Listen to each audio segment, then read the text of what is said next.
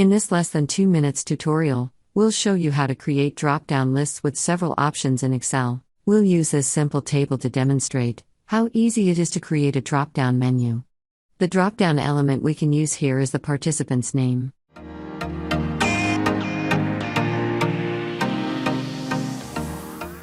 Welcome to channel How To in 2 minutes. If you are looking for short videos with advice in less than 2 minutes, you have come to the right place. So let's start. The first column will show the names of colleagues participating in the training.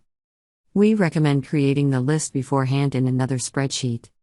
We added a new spreadsheet, named it Names, and created a list of names to use in the drop-down menu.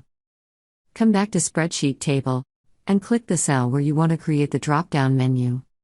Then click the Data tab, go to Data Tools, and select the Data Validation option. In the pop-up window, search for Settings, and select Lists from the menu. Now you need to inform Excel where to detect the data for the drop-down list. Click the upper arrow icon in the right of the source field. Click on the spreadsheet names and select all the names you want to incorporate in the list.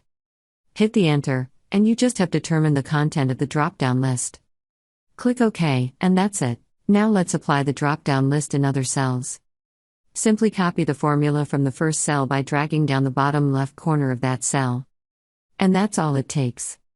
The column with names now contains a drop-down list, from which you can choose name of colleague, who will attend the training. And that's it.